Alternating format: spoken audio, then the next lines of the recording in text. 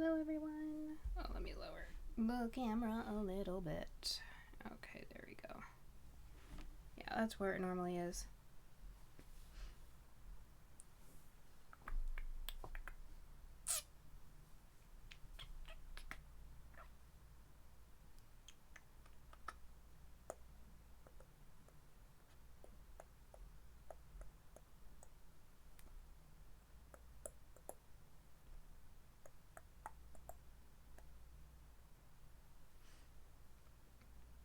Don't ask me what I'm doing, I don't know.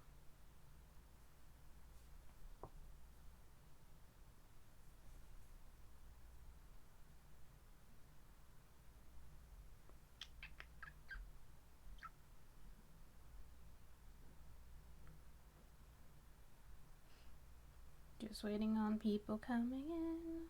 La la la. La la la.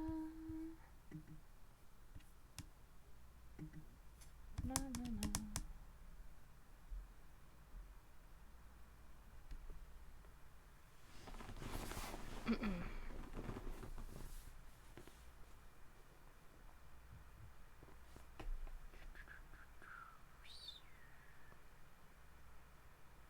There was like a little warning on Streamlabs this time, I think, before I popped in that I did not see, so hopefully that wasn't anything important.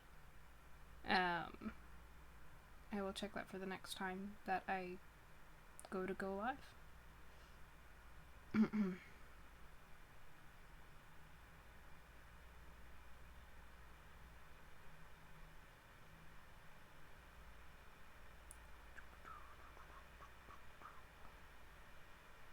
Hello. How are you?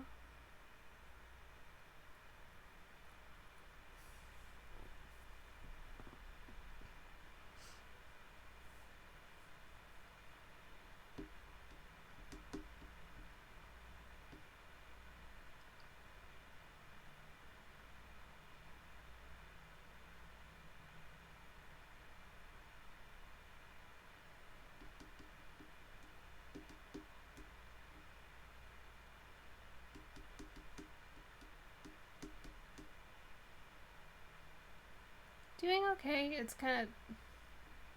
been gloomy here all day, and all of a sudden the sun just decided to come out, which is nice, but it has been kind of gloomy and gross and rainy here. Oh, Happy New Year to you too.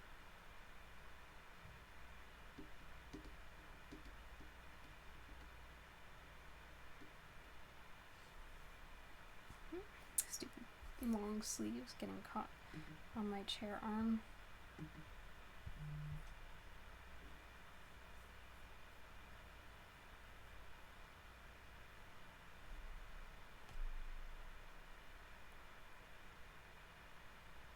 Yeah, it must be like Fiona or something. Hello. How are you?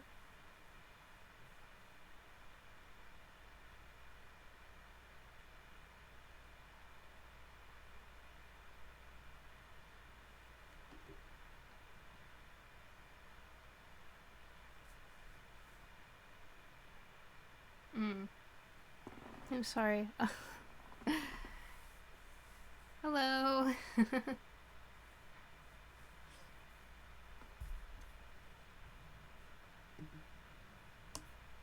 It's funny, nobody's showing up on the users in the chat room list. It's just one that's called Alien Conglomeration, which I think is just always here lately. It says it's up to date. I know that's not true because I see other people here. Yeah. Yeah, I don't think it actually does work. I think all the way from when it was still like JTV, that list hasn't worked. That function just is not functional and never has been.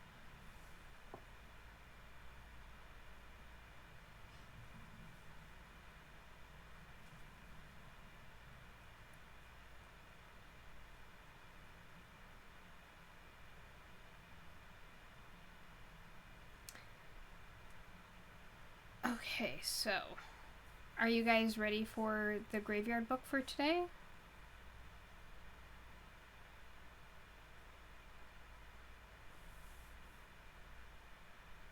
Oh yeah. Well, that Genki's always gonna be here. He's always gonna be here. He's our little mascot for our reading sessions.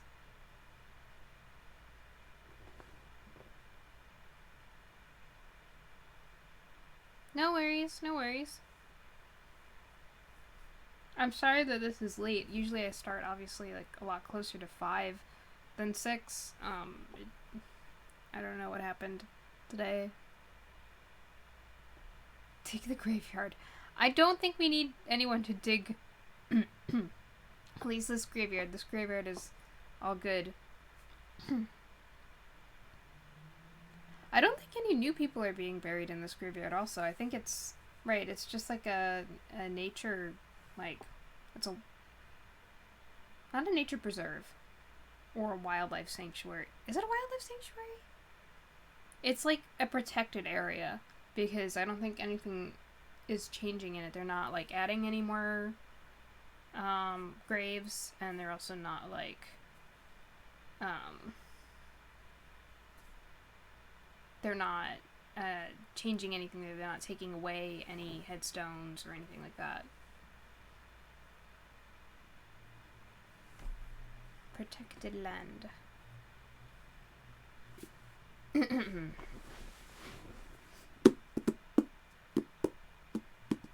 I don't think it's actually called a preservation site. They've mentioned before what it is, but I can't remember like the exact terminology that they used. I guess it is like technically that, but I can't remember what the terminology that they used in the book was.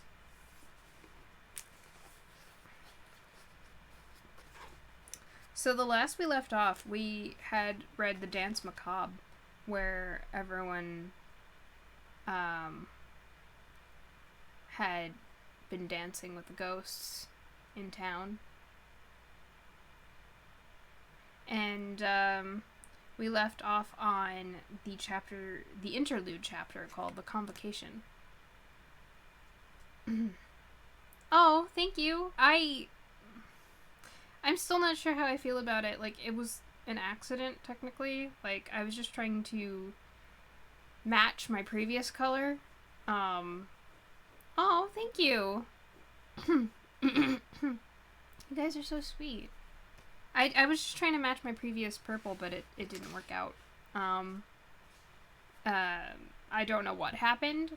I tried to add a bunch of conditioner to, like, tone down the color, and it just...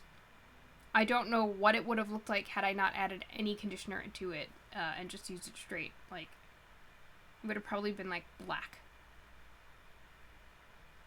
Thank you. You guys are really sweet. I don't know. I guess it's just because it wasn't what I was going for. That it's, like, uncomfortable a little bit. But I'm glad it looks nice.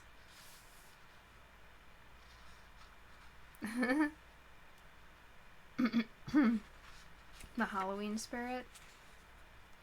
That wasn't intentional.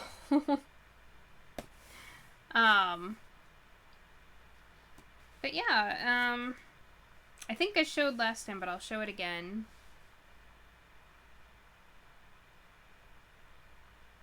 Oh, wow! First of all, I didn't know that denim toned hair was in style before, but that's lucky. Like, it just happened to work out. Also, like, it just makes me think of, like, the jorts trend and, like, memes. And that now even people want even, like, jean-colored hair.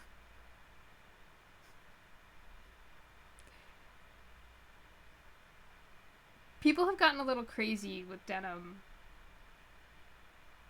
I think it's very easy to go overboard with denim.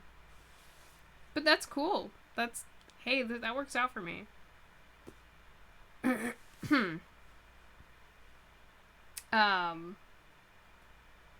Yeah, so unintentionally blue hair. So here we have a picture of a picture over here. Sorry, is the picture. I don't know what it is of yet. I'm sure that there's going to be like 2 more or 3 more pictures, as there usually is in this book, to complete the image. But we are starting off on Interlude, the Convocation. A small sign in the hotel lobby announced that the Washington Room was taken that night by a private function, although there was no information as to what kind of function this might be. Truthfully, if you were to look at the inhabitants of the Washington Room that night, you would have no clear idea of what was happening, although a rapid glance would tell you that there were no women in there. They were all men, that much was clear, and they sat at round dinner tables, and they were finishing their dessert. There were about 100 of them, all in sober black suits, but the suits were all they had in common. They had white hair, or dark hair, or fair hair, or red hair, or no hair at all. They had friendly faces or unfriendly, helpful or sullen, open or secretive, brutish or sensitive. The majority of them were pink-skinned, but there were black-skinned men and brown-skinned. They were European, African, Indian, Chinese, South American, Filipino, American. They all spoke English when they talked to each other or to the waiters, but the accents were as diverse as the gentlemen. They came from all across Europe and from all over the world. The men in black suits sat around their tables, while up on the platform, one of their number, a wide, cheery man dressed in a morning suit as if he had just come from a wedding, was announcing "Good deeds done." Children from poor places had been taken on exotic holidays. A bus had been brought to take people who needed it on excursions. The man Jack sat at the front center table beside a dapper man with silver white hair. They were waiting for coffee. "Time's a ticking," said the silver-haired man. "And we're none of us getting any younger." The man Jack said, "I've been thinking. That business in San Francisco 4 years ago was unfortunate, but like the flowers that bloom in spring, tra-la, absolutely nothing to do with the case. You failed, Jack. You were meant to take care of them all. That included the baby, especially the baby. Nearly one counts in horseshoes and hand grenades. Nearly only counts in horseshoes and hand grenades." Would that count for hand grenades? I feel like that's not an instance in which nearly would count.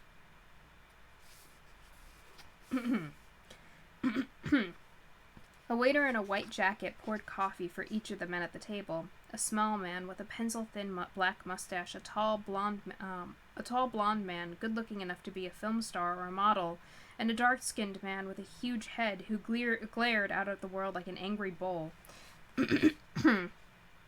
These men were making a point of not listening to Jack's conversation, and instead were paying attention to the speaker, even clapping from time to time. The silver-haired man added several heaped spoonfuls of sugar to his coffee, stirred it briskly.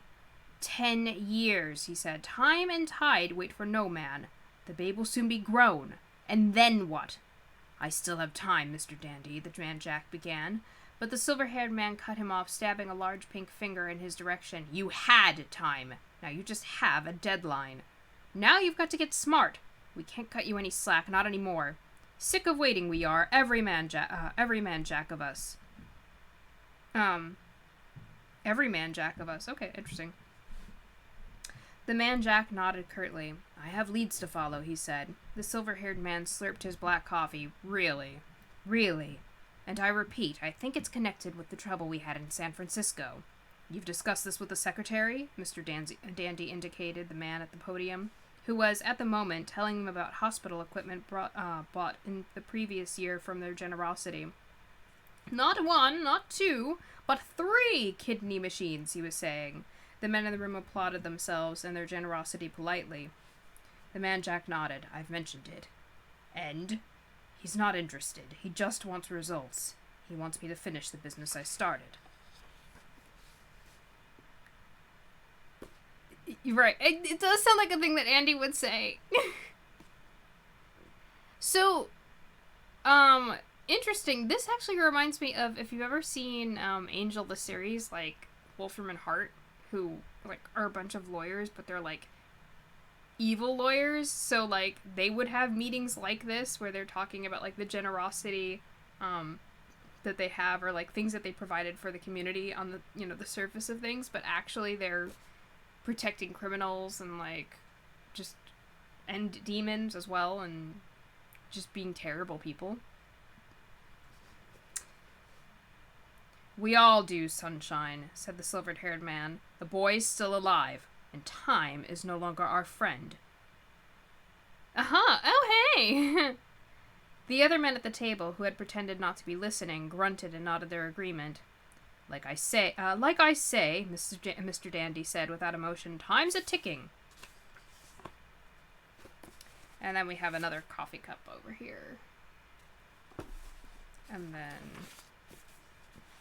Oh, interesting. It's like the steam from the coffee blows in through the graveyard.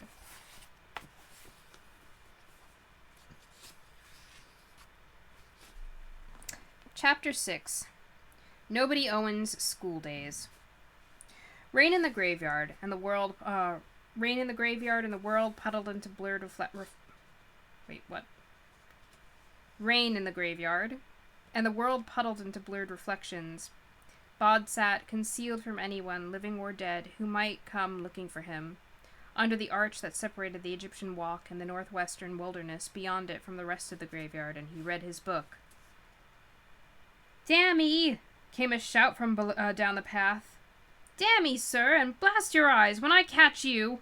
And find you I shall make you rue the day you were born!" Bod sighed, and he lowered the book and leaned out enough to see Thackeray Porringer, 720 to 734, son of the above, come stomping up the slippery path. Thackeray was a big boy. He had been 14 when he died. Following his invitation as an apprentice to a master house painter, he had been given 8 copper pennies and told not to come back without a half-gallon of red and white striped paint for the painting barbers' poles. Thackeray had spent 5 hours being sent all over the town one slushy January morning, being laughed at in each establishment he visited, and then sent on to the next, when he realized he had been made a fool of. He had taken an angry case of apoplexy, which carried him off within the week. Oh. And he died, glaring furiously at the other apprentices, and even at Mr. Horrobin, the master painter, who had undergone so much worse back when he was a apprentice that he could when he was apprentice, that could scarcely see he could scarcely see what all the fuss was about. So Thackeray Porringer had died in a fury, clutching his copy of Robinson Crusoe, which was, apart from the silver sixpence, which with the edges clipped and the clothes he had formerly been standing up in, all that he owned, and, at his mother's request, he was buried with the book. Death had not improved Thackeray Porringer's temper, and now he was shouting, "I know you're here somewhere! Come out and take your punishment, you thief!" Bod closed the book. "I'm not a thief, Thackeray. I'm only borrowing it. I promise I'll give the book back when I finished it." Thackeray looked up, saw Bod nestled behind the statue of Osiris. "I told you not to!" Bod sighed. "But there are so few books here." "It's just up to a good bit anyway. He found a footprint. It's not his. That means someone else is on the island." "It's my book," said Thackeray Porringer obstinately. "Give it back!" Bod was ready to argue or simply to negotiate, but he saw the hurt look on Thackeray's face, and he relented. Bod clambered down the side of the arch, jumped the last few feet. He held out the book. "Here." Thackeray took it gracelessly, and glared. "I could read it to you," offered Bod. "I could do that." "You could go and boil your fat head," said Thackeray, and he swung a punch at Bod's ear. It connected, and it stung, although, judging from the look on Thackeray Porringer's face, Bod realized it must have hurt his fist as much as it hurt Bod. The bigger boy stomped off down the path, and Bod watched him go, ear-hurting, eyes stinging. Then he walked through the rain back down the treacherous ivy-covered path. At one point he slipped and scraped his knee, tearing his jeans. There was a willow grove beside the wall, and Bod almost ran into Miss Euphemia Horsefall and Tom Sands, who had been stepping out together for many years. Tom had been buried so long ago that his stone was just a weathered rock, and he had lived and died during the 100 Years' War with France, while Miss Euphemia, 1861 to 1883, yet she sleeps with the angels. had been buried in Victorian times, after the graveyard had been expanded and extended and became, for some 50 years, a successful commercial enterprise, and she had a whole tomb to herself behind a black door in the Willow Walk. But the couple seemed to have no troubles with the difference in their historical periods. "You should slow down, young Bod," said Tom. "You'll do yourself an injury." "You already did," said Miss Euphemia. "Oh, dear Bod, I have no doubt that your mother will have words with you about that. It's not as if you can simply repair those pantaloons." Sorry," said Bod. "And your guardian was looking for you," added Tom. Bod looked up at the gray sky. "But it's still daylight," he said. He's up betimes," said Tom, a word which Bod knew meant early, and said to tell you that he wanted you, if we saw you. Bod nodded. "There's ripe hazelnuts in the thicket just beyond the Little John's monument," said Tom with a smile as if softening a blow. "Thank you," said Bod. He ran on, pell-mell, through the rain and down the winding path into the lower slopes of the graveyard, running until he reached the old chapel. The chapel door was open, and Silas, who had love for neither the rain nor the remnants of the daylight, was standing inside, in the shadows. "I heard you were looking for me," said Bod. "Yes," said Silas. Then, "It appears you've torn your trousers." "I was running," said Bod. I got into a bit of a fight with Thackeray Porringer. I wanted to read Robinson Crusoe. It's a book about a man in a boat. That's a thing that goes in the sea, which is water like an enormous puddle, and how the ship is wrecked on an island, which is a place on the sea where you can stand, and Silas said, "It has been 11 years, Bod. 11 years that you have been with us." "Right," said Bod, "if you say so." Silas looked down at his charge. The boy was lean, and his mouse-colored hair had darkened slightly with age. Inside the old chapel, it was all shadows. "I think," said Silas, "it is time to talk about where you came from." Bod breathed in deeply. He said, "It doesn't have to be now. Not if you don't want to." He said it easily as he could, but his heart was thudding in his chest. Silence. Only the pitter-patter of the rain and the wash of the water from the drain pipes. A silence that stretched until Bod thought that he would break. Silas said, "You know you're different, that you are alive, that we took you in, they took you in here, and that I agreed to be your guardian." Bod said nothing. Silas continued in his voice like velvet. "You had parents, an older sister. They were killed. I believe that you were to have been killed as well, and that you were not was due to chance and the intervention of the Owenses." "And you," said Bod, who had that night described to him over the years by many people, some of whom had even been there. It had been a big night in the graveyard. Silas said, "Out there, the man who killed your family is, I believe, still looking for you, still intends to kill you." Bod shrugged. "So?" he said. "It's only death. I mean, all of my best friends are dead." "Yes," Silas hesitated. "They are. And they are, for the most part, done with the world. You are not. You are alive, Bod. That means you have infinite potential. You can do anything, make anything, dream anything. If you change the world will change. Potential. Once you're dead, it's gone. Over. You've made what you've made, dreamed your dream, written your name. You may be buried here, you may even walk. But that potential is finished." Bod thought about this. It seemed almost true, although he could think of exceptions, his parents adopting him, for example. But the dead and the living were different, he knew that, even if his sympathies were with the dead. "What about you?" he asked Silas. "What about me?" "Well, you aren't alive, and you go around and do things." "I," said Silas, "am precisely what I am, and nothing more. I am, as you say, not alive, but if I am ended, I shall simply cease to exist. My kind are, or we are not, if you see what I mean." "Not really," Silas sighed. The rain was done, and the cloudy gloaming had become truly twilight. "Bod," he said, "there are many reasons why it is important that we keep you safe." Bod said, "The person who hurt my family, The one who wants to kill me. You are certain that he's still out there? It was something he'd been thinking about for a while now, and he knew what he wanted. Yes, he's still out there.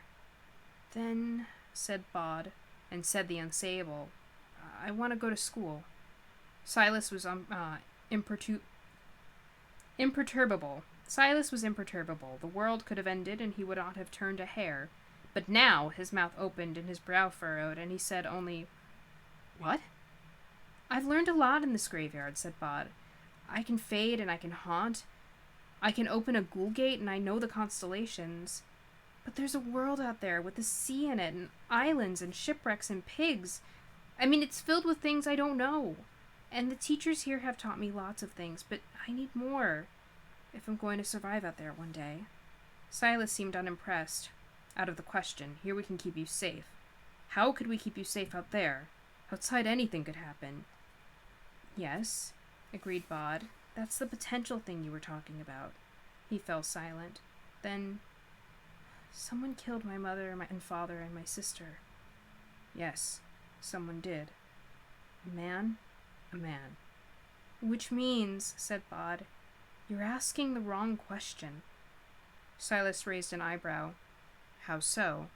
Well, said Bod, if I go outside in the world, the question isn't who will keep me safe from him. No? No. It's who will keep him safe from me. He's grown up a lot. He's only 11, but he's very mature sounding. Also still very naive sounding. Twigs scratched against the high windows as if they needed to be let in. Silas flicked an imaginary speck of dust from his sleeve with a fingernail as sharp as a blade. He said, We will need to find you a school. No one noticed the boy, not at first. No one even noticed that they hadn't noticed him. He sat halfway back in class. He didn't answer much, not unless he was directly asked a question, and even then his answers were short and forgettable, colorless. He faded in mind and in memory. Do you think they're religious, his family? Asked Mr. Kirby in the teacher's staff room. He was marking essays. Whose family? Asked Mrs. McKinnon. Owens in 8B, said Mr. Kirby. The tall, spotty lad. I don't think so. Sort of medium height. Mrs. McKinnon shrugged. What about him? Handwrites everything, said Mr. Kirby. Lovely handwriting. What they used to call copperplate. And that makes him religious because... He says they don't have a computer. And? Well, he doesn't have a phone. I don't see why that makes him religious, said Mrs. McKinnon, who had taken up crocheting when they had banned smoking in the staff room and was sitting and crocheting a baby blanket for no one in particular. Mr. Kirby shrugged. He's a smart lad, he said. There's just stuff he doesn't know.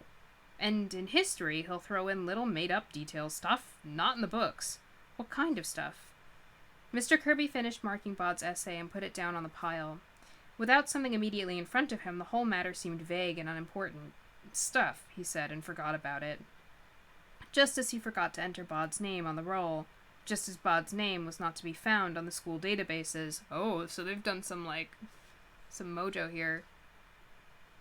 The boy was a model pupil, forgettable and easily forgotten, and he spent much of his spare time in the back of the English class where there were shelves of old paperbacks, and in the school library a large room filled with books and old armchairs, where he read stories as enthusiastically as some children ate. Even the other kids forgot about him. Not when he was sitting in front of them, they remembered him then. But when the Owens kid was out of sight, he was out of mind. They didn't think about him. They didn't need to know. They didn't need to. If someone asked all the kids in 8B to close their eyes and list the 25 boys and girls in the class, that Owens kid wouldn't have been on the list. His presence was almost ghostly. It was different if he was there, of course. Nick Farthing was 12, but he could pass, and did sometimes for 16. A large boy with a crooked smile and little imagination. He was practical in a basic sort of way, an efficient shoplifter, an occasional thug who did not care about being liked as long as the other kids, all smaller, did what he said. Anyway, he had a friend. Her name was Maureen Quilling, but everyone called her Mo, and she was thin and had pale skin and pale yellow hair, watery blue eyes, and a sharp, inquisitive nose. Nick liked to shoplift, but Mo told him what to steal. Nick could hit and hurt and intimidate, but Mo pointed him at the people who needed to be intimidated. They were, as she told him sometimes, a perfect team. They were sitting in the corner of the library, splitting their take of the 7 years' pocket money. I'm sorry, of the year 7's pocket money. They had 8 or 9 of the 11-year-olds trained to hand over their pocket money every week. "The singed kid hasn't coughed up yet," said Mo. "You'll have to find him." "Yeah," said Nick. "He'll pay." What was it he nicked? A CD? Nick nodded. "Just point out the error of his ways," said Mo, who wanted to sound like the hard cases from the television. "Easy," said Nick. "We're a good team." "Like Batman and Robin," said Mo. More like Dr. Jekyll and Mr. Hyde," said somebody who had been reading unnoticed in a window seat, and he got up and walked out of the room. Paul Singe was sitting on a windowsill by the changing rooms, his hands deep in his pockets, thinking dark thoughts. He took one hand out of his pocket, opened it, and looked at a handful of pound coins, shook his head, closed his hand around the coins once more. "Is that what Nick and Mo are waiting for?" somebody asked, and Paul jumped, scattering money all over the floor. The other boy helped him pick up the coins, handed them over. He was an older boy, and Paul thought he had seen him around before, but he could not be certain. Paul said, "Are you with them?" "Nick and Mo?" The other boy shook his head. "Nope. I think they actually are fairly repulsive." He hesitated. Then he said, "Actually, I came to give you a bit of advice." "Yeah?" "Don't pay them." "Easy for you to say." "Because they aren't blackmailing me?" The boy looked at Paul, and Paul looked away ashamed. They hit you or threatened you until you shoplifted a CD for them. Then they told you that unless you handed over your pocket money to them, they'd tell on you." "What do they do, film you doing it?" Paul nodded. "Just say no," said the boy. "Don't do it. They'll kill me." And they said, "Tell them that you think the police and school authorities could be a lot more interested in a couple of kids who are getting younger kids to steal for them and then forcing them to hand over their pocket money than they ever would be in one kid forced to steal a CD against his will. That if they touch you again, you'll make the call to the police. And that you've written it all up, and if anything happens to you, anything at all, if you get a black eye or anything, your friends will automatically send it to the school authorities and the police." Paul said, "But I can't." "Then you'll pay them your pocket money for the rest of your time in this school, and you'll stay scared of them." Paul thought, "Why don't I just tell the police anyway?" he asked. "Can if you like." "I'll try it your way first," Paul said. He smiled. It wasn't a big smile, but it was a smile, right enough, his first in 3 weeks. So Paul Singe explained to Nick Farthing just how and why he wouldn't be paying them any longer, and walked away while Nick Farthing just stood and didn't say anything, clenching and unclenching his fists. And the next day, another 5 11-year-olds found Nick Farthing in the playground and told him that they wanted their money back, all the pocket money they'd handed over in the previous month, or they'd be going to the police, and now Nick Farthing was an extremely unhappy young man. Mo said it was him. He started it. If it wasn't for him, they'd never have a thought of that on their own. He's the one who we have to teach a lesson. Then they'll all behave. "Who?" said Nick. "The one who's always reading. The one from the library. Bob Owens. Him. Bob. It's what I always mess up and call him anyway, so..." Nick nodded slowly. Then he said, "Which one is he?" "I'll point him out to you," said Mo. Bod was used to being ignored, to existing in the shadows. When glances naturally slip from you, you become very aware of eyes upon you, of glances in your direction, or of attention. And if you barely exist in people's minds as another living person then being pointed to, if you barely exist in people's minds as another living person then being pointed to, being followed around, these things draw attention to themselves. They followed him out of the school and up the road, past the corner newsagent and across the railway bridge. He took his time, making certain that the two who were following him, a burly boy and a fair, sharp-faced girl, did not lose him. Then he walked into the tiny churchyard at the end of the road, a miniature graveyard behind the local church, and he waited beside the tombstone of Roderick Person and his wife Amabella, and also his second wife, Portunia. They sleep to wake again. "You're that kid," said a girl's voice. "Bob Owens." "Well, you're in really big trouble, Bob Owens." "It's Spot, actually," said Bod, and he looked at them. "With a D. And you're Jekyll and Hyde." It was you, said the girl. You got to the 7th formers. So we're going to teach you a lesson, said Nick Farthing, and he smiled without humor. I quite like lessons, said Bod. If you paid more attention to yours, you wouldn't have to blackmail younger kids for pocket money. Nick's brow crinkled. Then he said, You're dead, Owens. Bod shook his head, and he gestured around him. I'm not, actually, he said. They are. Who are? Said Mo. The people in this place, said Bod. Look, I brought you here to give you a choice. You didn't bring us here, said Nick. You're here, said Bod. I wanted you here. I came here. You followed me. Same thing. Mo looked around nervously. You've got friends here? She asked. Bod said, You're missing the point, I'm afraid. You two need to stop this. Stop behaving like other people don't matter. Stop hurting people. Mo grinned a sharp grin. For heaven's sake, she said to Nick, hit him. I gave you a chance, said Bod.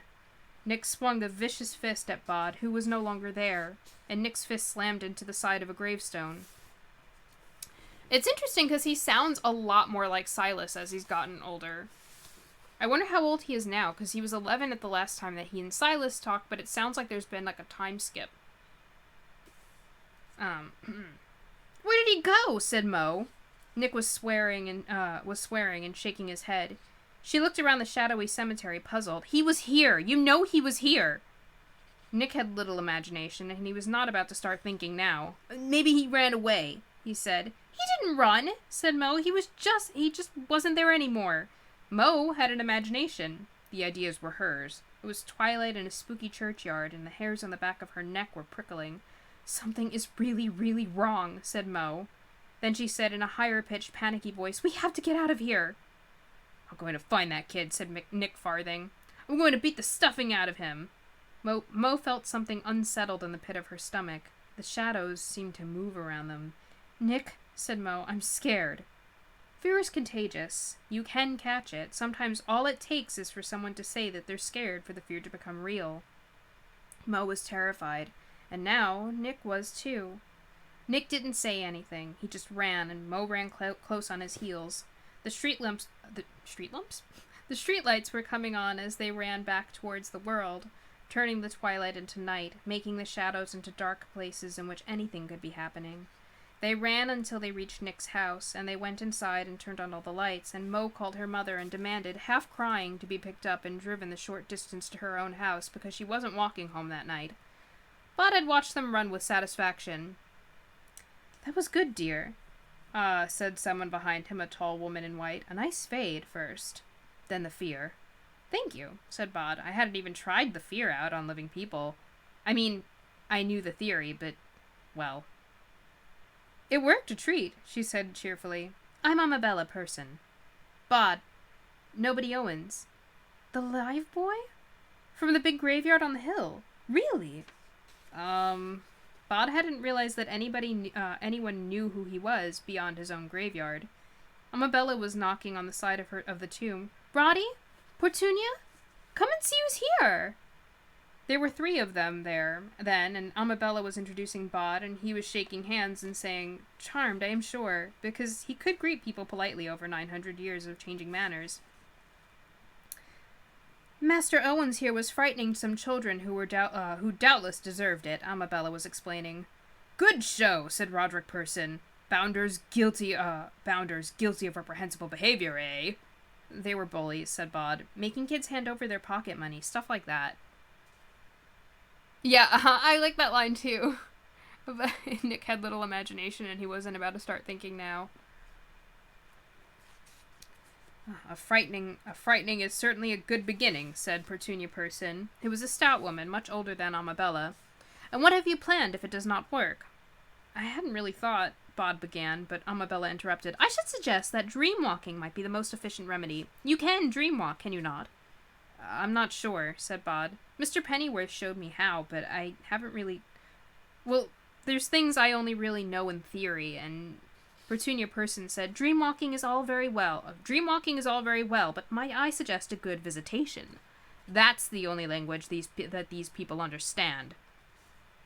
Oh, said Amabella, a visitation? Petunia, my dear, I don't really think so. No, you don't. Luckily, one of us thinks. I have to be getting home, said Bod hastily. They'll be worrying about me. Of course, said the Person family, and lovely to meet you, and a very good evening to you, young man. Amabella Person and Petunia Person glared at each other. Roderick Person said, if you'll forgive me for asking, but your guardian. He's well? Silas? Yeah, he's fine. Give him our regards. I'm afraid a small churchyard like this, well, we're never going to meet an actual member of the honor guard. Still, it's good to know that they're there. Good night, said Bod, who had no idea what the man was talking about, but filed it away for later. I'll tell him. He picked up his bag of school books, and he walked home, taking comfort in the shadows. Going to school with the living did not excuse Bod from his lessons with the dead. The nights were long, and sometimes Bob would apologize and crawl to bed exhausted before midnight. Mostly he just kept going. Mr. Pennyworth had little to complain of these days. Bod studied hard and asked questions. Tonight, Bod asked about hauntings, getting more and more specific, which exasperated Mr. Pennyworth, who had never gone in for that sort of thing himself. How exactly do I make a cold spot in the air? He asked, and I think I've got fear down, but how do I take it up all the way to terror? I should let you know that, like, fear and, haunting, and also, like, what was the other one that was... They were all, like, a visitation. They're all capitalized. Like, it's not just fear, like, the emotion fear. It's like an act.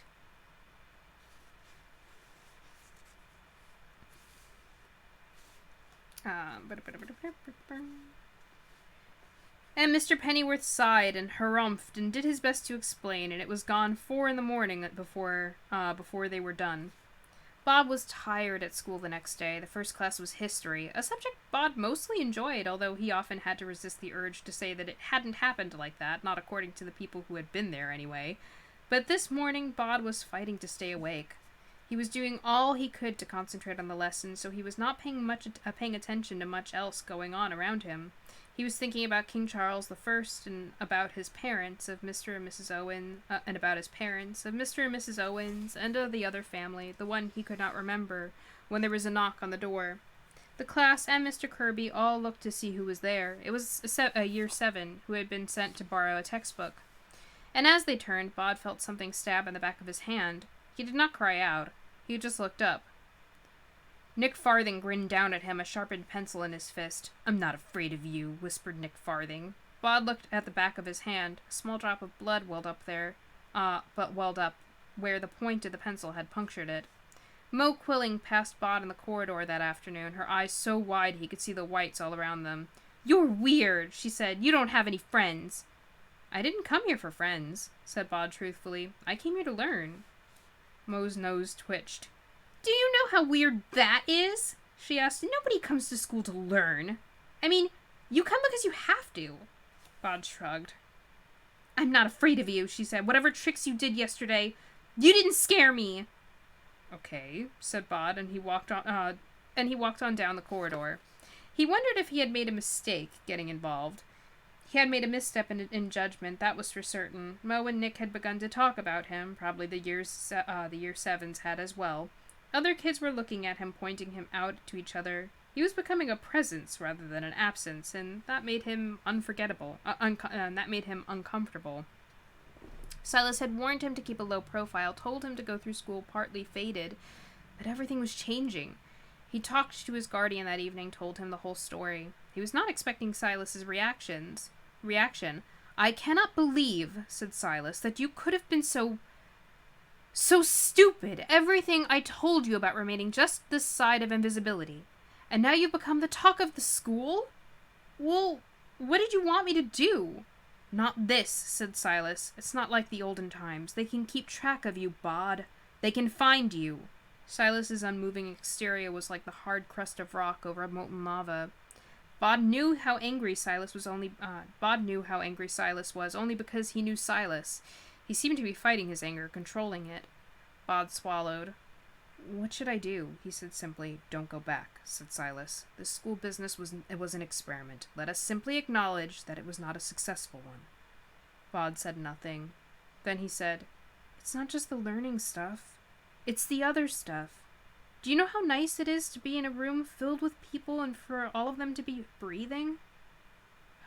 It is not something in which I've ever taken pleasure, said Silas. So, you don't go back to school tomorrow. I'm not running away. Not from Mo or Nick or school. I'd leave here first. You will do as you are told, boy, said Silas, a knot of velvet anger in the darkness. Or what? Said Bod, his cheeks burning. What would you do to keep me here?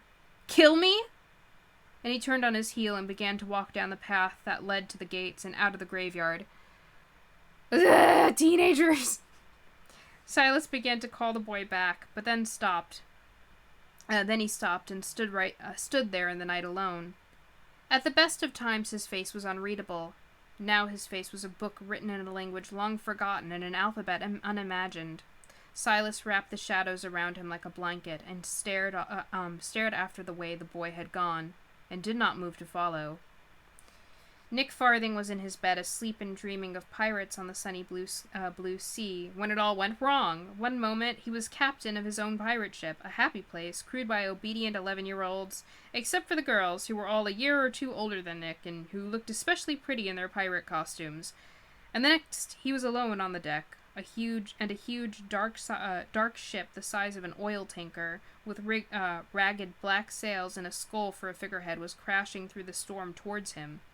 And then, in the way of dreams, he was standing on the black deck of the new ship, and someone was looking down at him.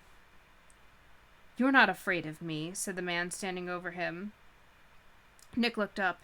He was scared, in his dream, scared of this dead-faced man in the pirate costume, his hand on the hilt of a cutlass. Do you think you're a pirate, Nick? Asked his captor, and suddenly something about him seemed familiar to Nick. You're the kid, he said. Bob Owens. I, said his captor, am nobody. And you need to change. Turn over a new leaf. Reform. All that. Or things will get very bad for you. Bad how? Bad in your head, said the Pirate King, who was now only the boy from his class, and they were in the school hall, not the deck of the pirate ship, although the storm had not abated, and the floor of the hall pitched and rolled like a ship at sea. That's very cool imagery. I like that. This is a dream, Nick said. Of course it's a dream, said the other boy. I would have to be some kind of monster to do this in real life. What can you do to me in a dream? Asked Nick. He smiled. I'm not afraid of you. You still got my pencil in the back of your hand. He pointed to the back of Bod's hand, at the black mark the graphite point had made. I was hoping it wouldn't have to be like this, said the other boy. He tipped his head on one side, as if he was listening to something. They're hungry, he said. What are? Asked Nick. The things in the cellar, or below decks. Depends whether this is a school or a ship, doesn't it? Nick felt himself beginning to panic. It isn't. Spiders. Is it? He said. Might be, said the other boy. You'll find out, won't you? Nick shook his head. No, he said. Please, no. Well, said the other boy, it's all up to you, isn't it? Change your ways or visit the cellar. The noise got louder, a scuttling sort of a scuffling noise, and while Nick Farthing had no idea what it was, he was utterly, completely certain that whatever it would turn out to be would be the most scary, terrible thing would ever encounter. He woke up screaming. Now it is what?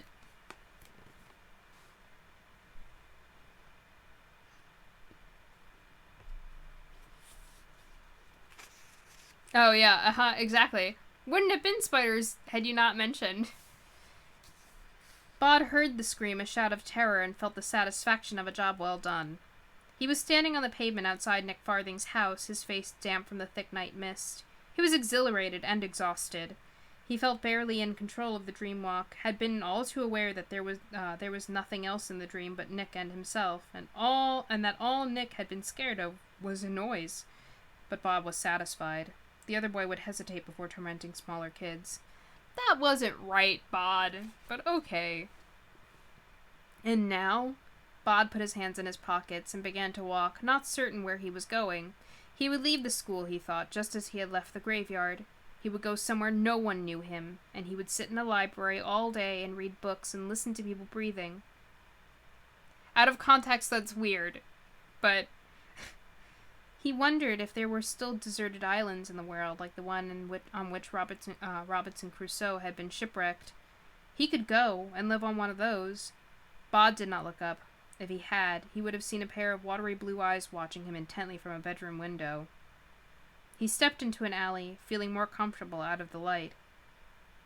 "Are you running away, then?" said a girl's voice. Bod said nothing. "Oh, are you running away, then?" said a girl's voice. Bod said nothing. "That's the difference between the living and the dead, isn't it?" said the voice. It was Liza Hemstock talking, Bod knew, although the witch girl was nowhere to be seen. "The dead don't disappoint you. They've had their life, done what they've done. We don't change. The living, they always disappoint you, don't they? You meet a boy who's all brave and noble, and he grows up to run away." "That's not fair," said Bod. "The nobody Owens I knew wouldn't have run off from the graveyard without saying so much as a fare thee well to those who cared for him. You'll break Mistress Owens' heart." Bod had not thought of that.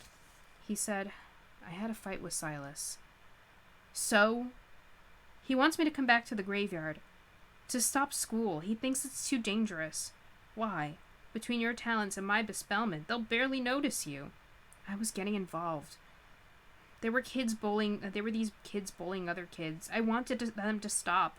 I drew attention to myself." Liza could be seen now, a misty shape in the alleyway, keeping pace with Bod. "He's out here somewhere, and he wants you dead," she said. "Him has killed your family. Us in the graveyard, we wants you to stay alive. We wants you to surprise us and disappoint us and impress us and amaze us. Come home, Bod. I think I said things to Silas. He'll be angry.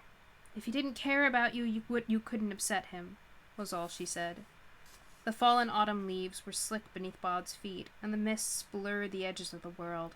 Nothing was as clean-cut as he thought it was a few minutes before. "I did a dream walk," he said. "How did it go?" "Good," he said. "Well, all right. You should tell Mr. Pennyworth. He'll be pleased." "You're right," he said. "I should." He reached the end of the alley, and instead of turning right, as he had planned, and off into the world, he turned left, onto the high street, the road that would take him back to Dunstan Road, and the graveyard on the hill. "What?" said Liza Hemstock. "What you doing?" "Going home," said Bod, "like you said." There were shop lights now. Bod could smell the hot grease from the chip shop on the corner. The paving stones glistened. "That's good," said Liza Hemstock, now only a voice once more. Then the voice said, "Run! Or fade! Something's wrong!" Bod was about to tell her that there was nothing wrong, that she was being foolish, when a large car with a light flashing on the top came veering across the road and pulled up in front of him. Two men got out from it. "Excuse me, young man," said one of them. "Police. Might I ask what you're doing out so late?" "I didn't know there was a law against it," said Bod. The largest of the policemen opened the rear door of the car. "Is this the young man you saw, miss?" he said. Mo Quilling got out of the car and looked at Bod and smiled. "That's him," she said. "He was in our back garden breaking things, and then he ran away." She looked at Bod in the eye. "I saw you from my bedroom," she said. "I think he's the one who's been breaking windows." "What's your name?" said the smaller policeman. Oh, God. He had a ginger mustache. "Nobody," said Bod. Then, ow! Because the ginger policeman had taken Bod's ear between his finger and thumb and had given it a hard squeeze. "Don't give me that," said the policeman. "Just answer the questions politely, all right?" Bod said nothing. "Where exactly do you live?" asked the policeman. Bod said nothing. He tried to fade, but fading, even when boosted by a witch, relies on people's attention sliding away from you, and everybody's attention, not to mention a large pair of official hands, was on him then. Bod said, "You can't arrest me for not telling you my name or address." "No," said the policeman, "I can't, but I can take you down to the station until you give us the name of a parent, guardian, responsible adult, and to whose care we can release you." He put Bod into the back of the car, where Mo Quilling sat, with a smile on her face of a cat who has eaten all the canaries. "I saw you from my front window," she said quietly, "so I called the police." "I wasn't doing anything," said Bod. "I wasn't even in your garden. And why are they bringing you out to find me?" "Quiet back there," said the large policeman. Everyone was quiet until the car pulled up in front of a house that had to be Mo's. The large policeman opened the door for her, and she got out. "We'll call you tomorrow. Let your mom and dad know what we found," said the large policeman. "Thanks, Uncle Tam," said Mo, and she smiled. "Just doing my duty." Ugh. Bleh. Bleh, bleh, bleh. Nepotism. They drove back through the town in silence, Bod trying to fade as best as he could with no success. "Yeah, you can tell." "Uh-huh, right? Mm-hmm." He felt sick and miserable. In one evening, he had had his first real argument with Silas, had attempted to run away from home, had failed to run away, and now failed to return home. He could not tell the police where he lived, or his name. He would spend the rest of his life in a police cell, or in a prison for kids. Did they have prison for kids? He didn't know. "Excuse me, do they have prison for kids?" he asked the men in the front seat. "Getting worried now, aren't you? Are ya?" said Mo's Uncle Tam. "I don't blame you. You kids, running wild. Some of you need locking up, I'll tell you." Bod wasn't sure if that was a yes or a no. He glanced out of the car window. Something huge was flying through the air above the car and to one side. Something darker and bigger than the biggest bird. Something man-sized that flickered and fluttered as it moved, like the strobing flight of a bat. The ginger policeman said, "When we get to the station, best if you just give us your name. Tell us who to call, come and get you. We can tell them that we gave you a bollocking. They can take you home. See? You cooperate, we have an easy night, less paperwork for everyone. We're your friends." "You're too easy on him. A night in the cells isn't that hard," said the large policeman to his friend. Then he looked back at Bod and said, "Unless it's a busy night and we have to put you in with some of the drunks. They can be nasty. I can see that they're playing good cop, bad cop." Bod thought, he's lying, and they're doing this on purpose, the friendly one and the tough one. Then the police car turned a corner, and there was a thump. Something big rode up on the hood of the car, and was knocked off into the dark. A screech of brakes, the car stopped, and the ginger policeman began to swear under his breath. "He just ran out into the road," he said. "You saw it." "I'm not sure what I saw," said the larger policeman. "You hit something, though." They got out of the car, shone lights around. The ginger policeman said, "He was wearing black. You can't see it." "He's over here," shouted the large policeman. The two men hurried over to the body on the ground, holding flashlights. Bod tried the door handles on the back seat. They did not work, and there was a metal grill between the back and front. Even if he faded, he was still stuck in the back seat of the police car. He leaned over as far as he could, craning to try and see what had happened, what was on the road. But if he did fade, they would probably get confused and wonder where he was, and they'd probably open the door to check where he was, and in that case, he could probably slip past them and leave. I don't know. Maybe I'm thinking too hard about it. Okay, the ginger policeman was crouched beside a body, looking at it. The other, larger one, was standing above it, shining a light down onto its face. Bod looked at the face of the fallen body. Then he began to bang on the window frantically, desperately. The large policeman came over to the car. "What?" he said irritably. "You hit my dad," said Bod. "You're kidding. It looks like him," said Bod. "Can I look properly?" The large policeman's shoulders slumped. "Oi, Simon, the kid says it's his dad." "Oh, you gotta be bloody kidding me." "I think he's serious." The large policeman opened the door and Bod got out. Silas was sprawled on his back on the ground where the car had knocked him. He was deathly still. Bod's eyes pricked. He said, "Dad?" Then he said, "You killed him." He wasn't lying, he told himself. Not really. "I've called an ambulance," said Simon, the ginger-mustached policeman. "It was an accident," said the other. Bod crouched by Silas, and he squeezed Silas's cold hands in his. If they had already called an ambulance, there was not much time. He said, So that's your career's over then.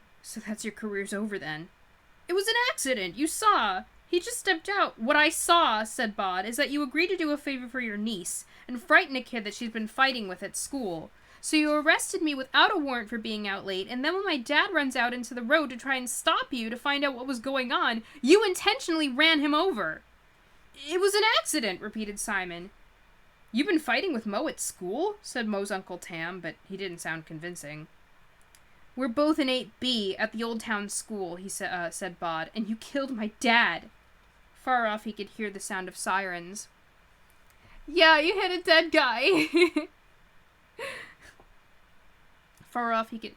Good language and, like, turning that on its head from Bod. Very good job.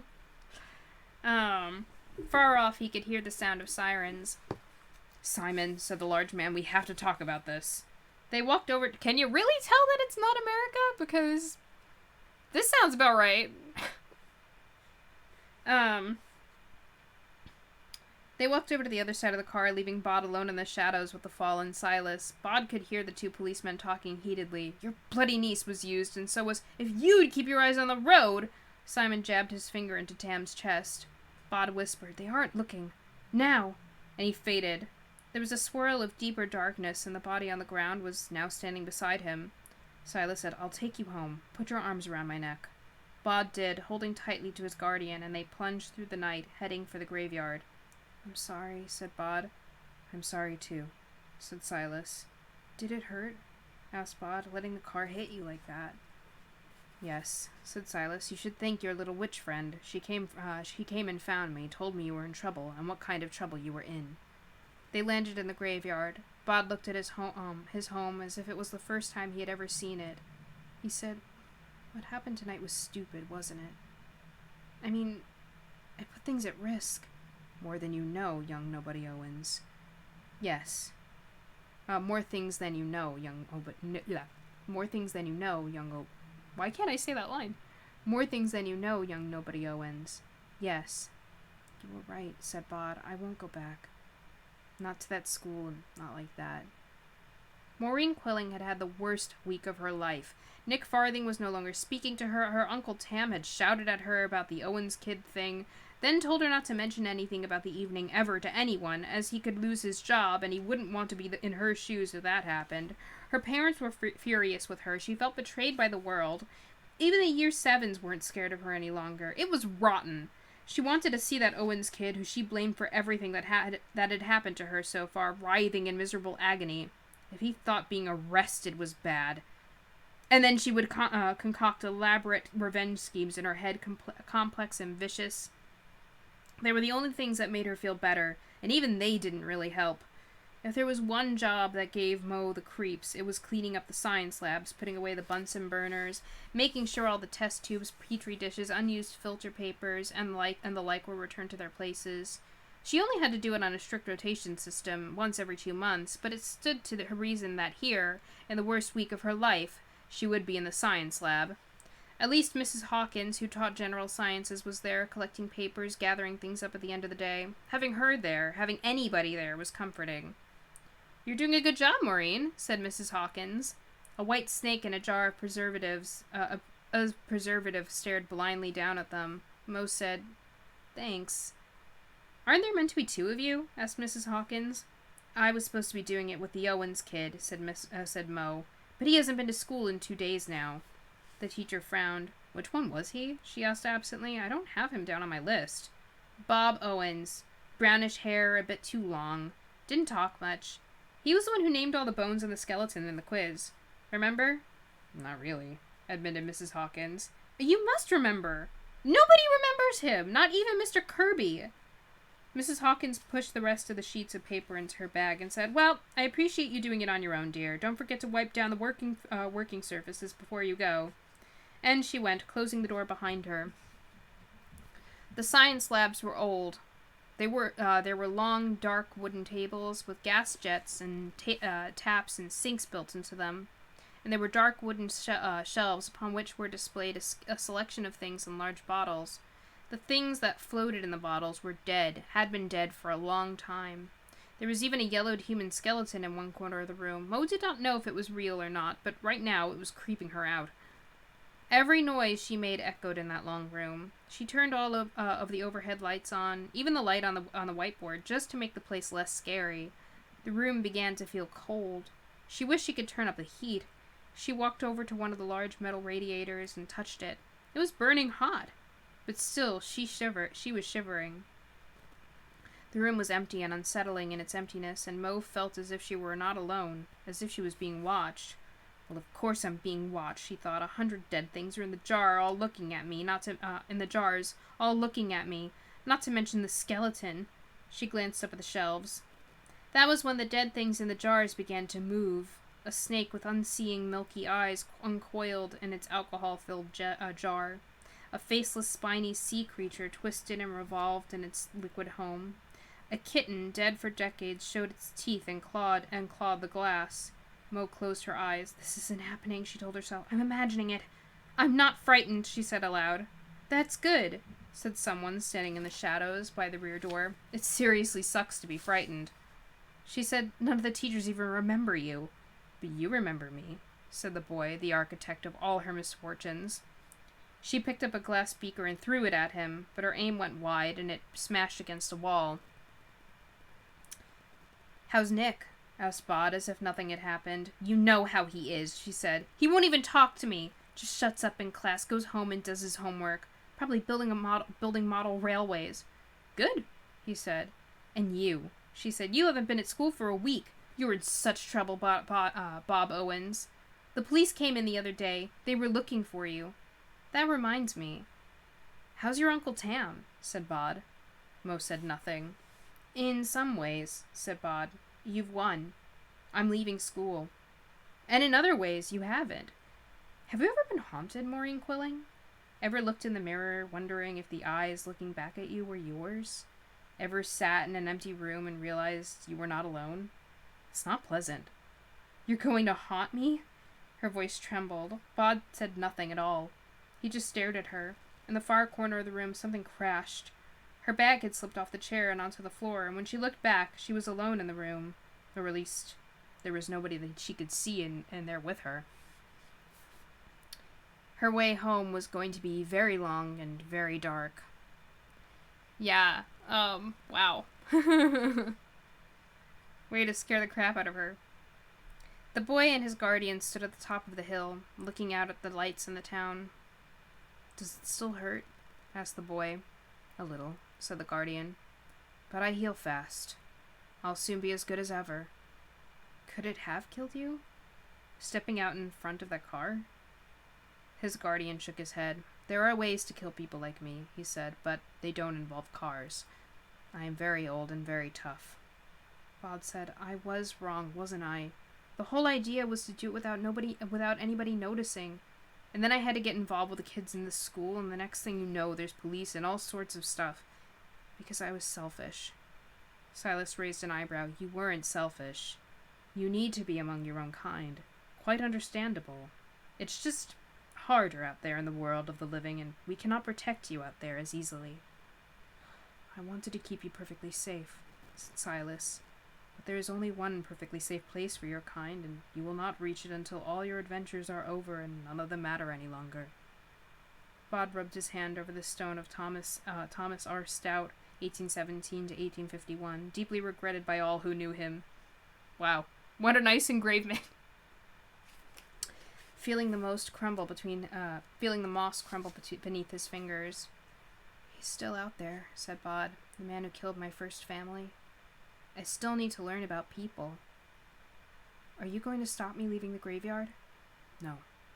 That was a mistake, and one that we have both learned from. Then what? We should do our best to satisfy your interest in stories and books in the world.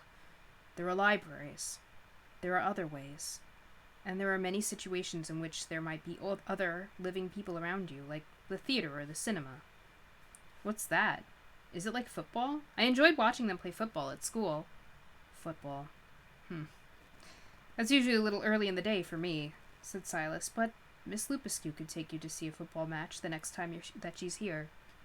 I'd like that, said Bod. They began to walk down the hill. Silas said, We have both left too many tracks and traces in the last few weeks. They're still looking for you, you know. You said that before, said Bod. How do you know? And who are they? And what did they want? But Silas only shook his head, and would be drawn no further, and with that, for the time being, Bod had to be satisfied. Okay, we're gonna keep going. I just want to take a drink of water. Hold on. Boop, boop, boop, boop. I like that. And I like that you can, like... It's interesting to actually see Bod age. Like, I've never really seen a book kind of do that, gradually, and sort of, like for a child. Usually when I see books do this, it's, like, for adults that they have time skips, and it's just, like, major events that happen, or, like, an adult turns into an older adult, or something like that. But it's rare that you see, like, the course of actual development from, like, a genuine baby to a child to an older child to a teenager, and then on and then on. And also, like, not to keep singing praises to Neil Gaiman, I will do it all day, but I'm sure it gets tiring to see. I really like the way that I feel like his dialogue, and the way it has advanced is, like, really believable. Like, he sounds older.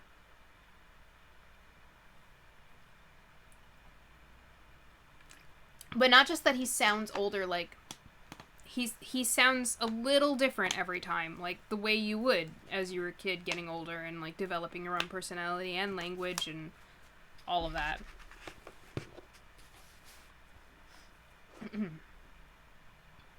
Like, I feel like a lot of people have the urge to take that too far, you know?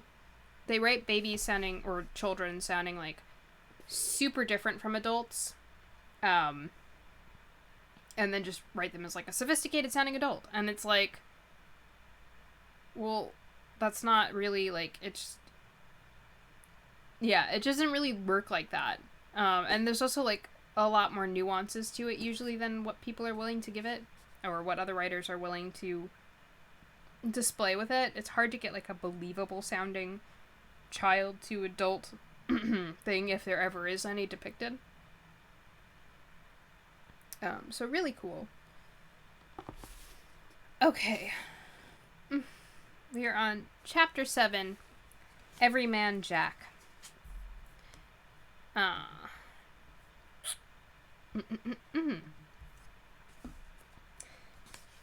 Silas had been preoccupied for the previous several months. He had begun to leave the graveyard for days, sometimes weeks at a time.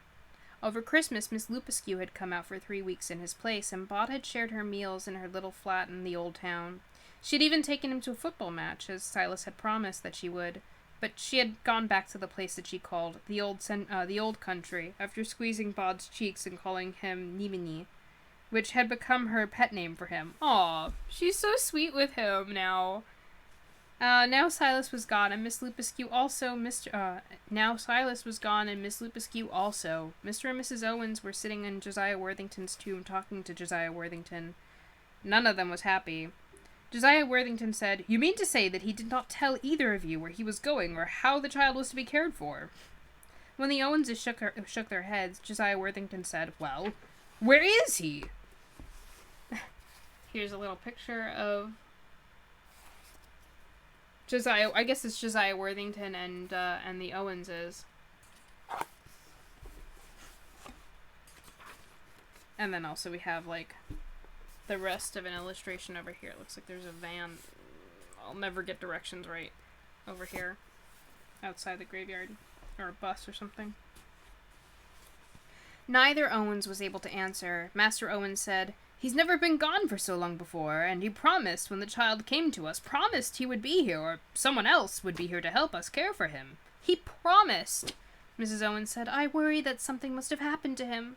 She seemed close to tears, and then her tears turned to anger, and she said, "This is too bad of him. Is there no way to find him, to call him back?" "None that I know," said Josiah Worthington, "but I believe that he's left money in the crypt for food for the boy." "Money," said Mrs. Owens. "What use is money?" Bod will be needing money if he's to go out there to buy food," began Mr. Owens, but Mrs. Owens turned on him. "You're all as bad as each other," she said. She left the Worthington tomb then, and she went looking for her son, whom she found, as she expected to, at the top of the hill, staring out over the town. "Penny for your thoughts," said Mrs. Owens. "You don't have a penny," said Bod. He was 14 now, and taller than his mother. I've got 2 in the coffin, said Mrs. Owens. Probably a bit green by now, but I've still got them right enough. I was thinking about the world, said Bod. How do we even know that the person who killed my family is still alive? That he's out there? Me too. I also love the art in this book. I love that they included that because, like, so they don't usually do that in, like, novels. But it helps, and it's just like a nice touch, like, nice and unique touch. Silas says he is, said Mrs. Owens. But Silas doesn't tell us anything else. Mrs. Owens said, He means only the best for you. You know that. Thanks, said Bod, unimpressed. So where is he? Mrs. Owens made no reply. Bod said, You saw the man who killed my family, didn't you? On the day you adopted me. What's it called?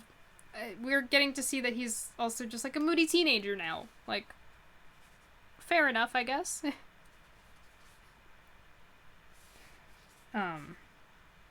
Mrs. Owens nodded. What was he like? Mostly I had eyes for you. Let me see. He had dark hair, very dark, and I was frightened of him. He had a sharp face. Hungry and angry all at once he was. Silas saw him off. Why didn't Silas just kill him? Said Bod fiercely. He should have just killed him then. Mrs. Owens touched the back of Bod's hand with her cold fingers. She said, He's not a monster, Bod. If Silas had killed him back then, I would be safe now. I could go anywhere. Silas knows more than you do about all of this, more than any of us do. And Silas knows about life and death, said Mrs. Owens. It's not that easy. Bod said, What was his name? The man who killed them. He didn't say it. Not then.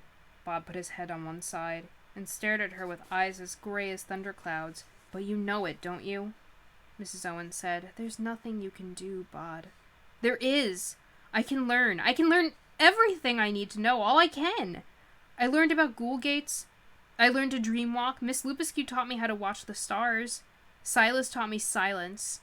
I can hunt. I can haunt. I can fade. I know every inch of this graveyard. Mrs. Owens reached out a hand, touched her son's shoulder. One day, she said, and then she hesitated. One day, she would not be able to touch him. One day, he would leave them. One day. And then she said, Silas told me the man who killed your family was called Jack. Bod said nothing. Then he nodded. Mother? What is it, son? When will Silas come back? The midnight wind was cold, and it came from the north. Mrs. Owens was no longer angry. She feared for her son. She said only, I wish I knew, my darling boy. I wish I knew. Scarlet Amber Perkins was... Hey, Scarlet! What's going on, lady? Was 15, and at that moment, sitting on the upper deck of the elderly bus, she was a mass of angry hate. She hated her parents for splitting up. She hated her mother for moving away from Scotland, hated her father because he didn't seem to care that she had gone. She hated this town for being so different, nothing like Glasgow, where she had grown up. And she hated it because every now and again she would turn a corner and see something, and she would and the world would all become achingly, horribly familiar. She had lost it with her mother that morning. At least in Glasgow I had friends, Scarlet had said. And she wasn't quite shouting, and she wasn't quite sobbing. I'll never see them again. All her mother had said in reply was, At least you're somewhere you've been before. I mean, we lived here when you were little. I don't remember, said Scarlet. And it's not like I still know anyone. Do you want me to find my old friends from when I was 5? Is that what you want? And her mother had said, Well, I'm not stopping you. Scarlet had gone through the whole of the school day angry, and she was angry now. She hated her school, and she hated the world, and right now she particularly hated the town bus service. Every day when school was over, the 97 bus to the city center would take her from her school gates all the way to the end of the street where her mother had rented a small flat. She had waited at the bus stop on that gusty April day for almost half an hour, and no 97 buses had appeared, so when she saw a 121 bus with city center as its destination, she had climbed aboard. But where her bus always turned right, this one turned left into the old town, past the municipal. See, this is what you can't do. Like, I think this is something we know better in New York, where we have so much public transportation, and it's like, even if that bus says King's Highway, it might not be taking you to the right spot in King's Highway, and you're just gonna get completely lost. So,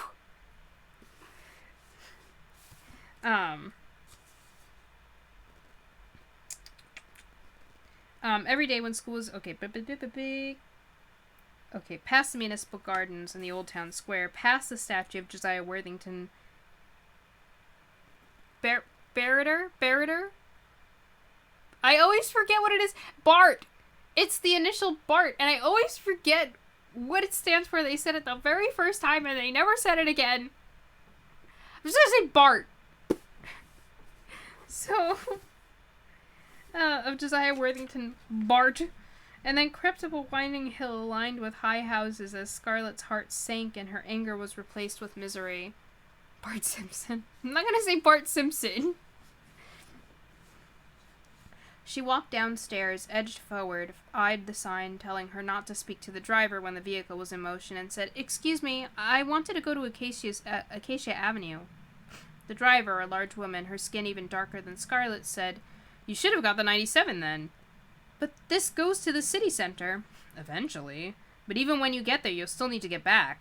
The woman sighed. "Best thing you can do, get off here, walk down the hill. There's a bus stop in front of the town hall. From there, you can catch the number 4 or the number 58. Both of them will take you to most of the way to Acacia Avenue. You could get off by the sports center and walk up from there. You got all that?" "The 4 or the 58. I'll let you off here." It was a request stop on the side of the hill, just past a large pair of open iron gates, and it looked uninviting and dismal. Scarlett stood in the open doorway of the bus until the bus driver said, "Go on, hop it." She stepped down onto the pavement, and the bus belched black smoke and roared away. The wind rattled the trees on the other side of the wall. Scarlett began to walk back down the hill. This was why she needed a mobile phone, she thought. If she was so much as 5 minutes late, her mother would freak. But she still wouldn't buy Scarlett a phone of her own. Oh well. She would have to endure another shouting match. It wouldn't be the first, and it wouldn't be the last. By now she was level with the open gates. She glanced inside and... "That's odd," she said aloud. "There's an expression, déjà vu, that means you feel like you've been somewhere before, but you've somehow already dreamed it or experienced it in your mind.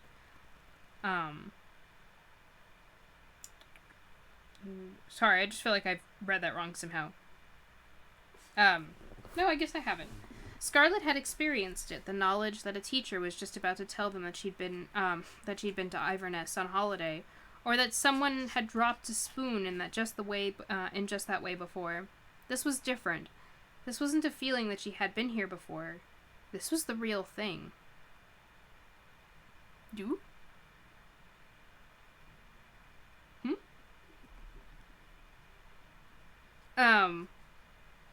Scarlett walked through the open gates into the graveyard.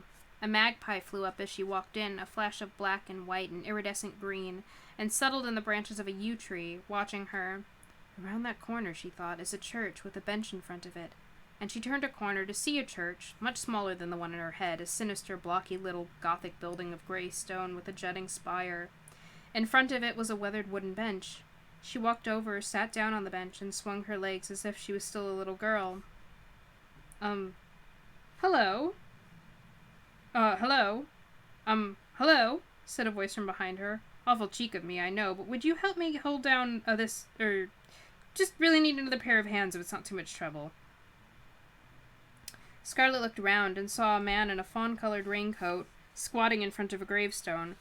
He was holding a large sheet of paper which was blowing about in the wind. She hurried over to him. "You hold on to it there.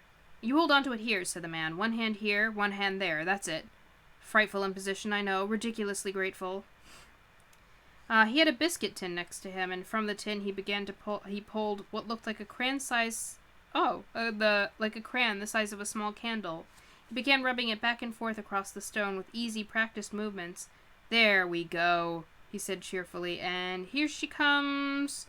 Oops! Wiggly bit down the bottom here. I think it's meant to be ivy. The Victorians loved putting ivy on things, deeply symbolic, you know. And there we are. You can let go now." He stood up, ran one hand through his gray hair. Ow! Needed to stand. Legs got a bit pins and needlesy. He said, "So, what do you reckon to that?" The actual headstone was covered in green and yellow lichen, and so worn and faded as to almost be undecipherable, but the rubbing was clear. Magella Godspeed Spinster of this parish, 1791 to 1870, lost to all but memory, Scarlet read aloud. And probably now lost even to that, said the man. His hair was thinning, and he smiled hesitantly and blinked at her through small round glasses which made him look a little like a friendly owl. A large raindrop splashed down on the paper, and the man hurriedly rolled it up and grabbed his tin box of crayons. Another handful of raindrops, and Scarlet picked up the portfolio the man had pointed to, propped up beside a nearby gravestone, and followed him to a tiny porch of the church, where the rain could not touch them. Thank you so much, said the man. I don't think it's really going to rain much. Weather forecaster this afternoon said mostly sunny. As if in reply, the wind gusted coldly, and the rain began to beat down in earnest. I know what you're thinking, the gravestone rubbing man said to Scarlet. You do? You do, she said. She had been thinking, my mum will kill me. You're thinking, is this a church or a funeral chapel? And the answer is, as far as I can ascertain, that on this site there was indeed a small church, and the original graveyard would have been its churchyard. That's as long ago as 900 AD, rebuilt and extended several times in there. But there was a fire here in the 1820s, and by the time it was already much too small for the area. People around here were using St. Dunstan's in the village square as their parish church, so when they came to rebuild here, they made it a funeral chapel, keeping many of the original features. The stained glass windows and the far wall are said to be original. Actually, said Scarlet, I was thinking that my mum is going to kill me. I got the wrong bus, and I'm already so late home. Good Lord, you poor thing, said the man. Look, I only live just down the road. You wait here. And with that, he thrust his portfolio, his tin of crayons, and his rolled-up sheet of paper into her hands, and he set off at a trot down to the gates, his shoulders hunched against the driving rain. A couple of minutes later, Scarlet saw the lights of a car and heard the sound of a car horn. I don't know about this. Well, I don't know. Scarlet ran down to the gates where she could see the car, an elderly green Mini. The man she had been talking to was sitting in the driver's seat. He wound down his window. Come on, he said. Where exactly am I taking you? Scarlet stood there, the rain running down her neck. I don't take rides from strangers. Good of you. Quite right, too, said the man. But one good turn deserves, and, all that. Here, put this stuff in the back before it gets soaked. You just gonna ignore what she said. Alright. He pulled open the passenger door, and Scarlet leaned inside and put his grave rubbing... Oh, okay, well then, yeah, she's putting his stuff down. Good. Oh, interesting. Wow, that's interesting. He pulled open the passenger door, and Scarlet leaned inside and put all his grave-rubbing equipment down on the back seat as best as she could. Tell you what, he said. Why don't you phone your mother? You can use my phone, and tell her my car's number plate. You can do it from inside the car. You're getting soaked out there. I wouldn't. Why are you so insistent, sir? No, I wouldn't do it.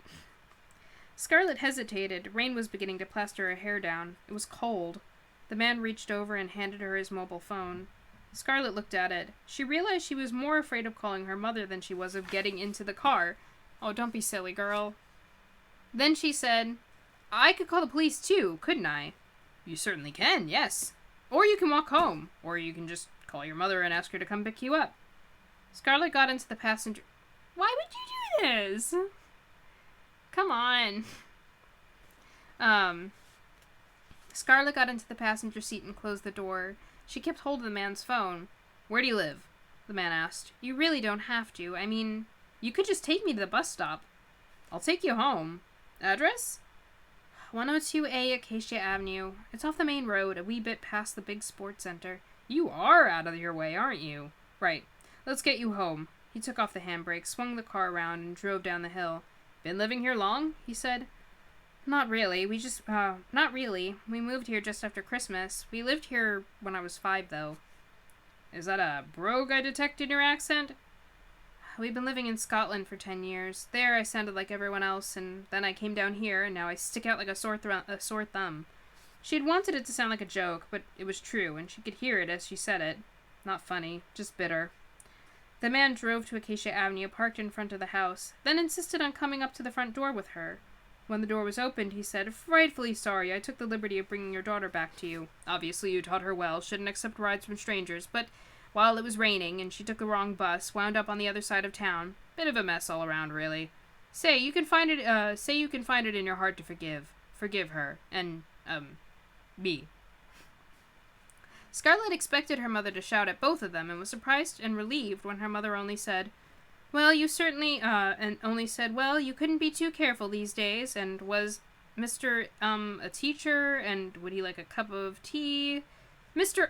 said his name was Frost, but she... Oh, Jack Frost? Okay. Mr. said his name was Frost, but she should call him Jay, and Mrs. Perkins smiled and said he should call her Nuna, and she put the kettle on. It's funny because that's, like, my brain just reads it differently now. Nuna is just, like, I guess a name. I've never really heard it as a name, but Noona, and, yeah. Yeah, I don't like it either.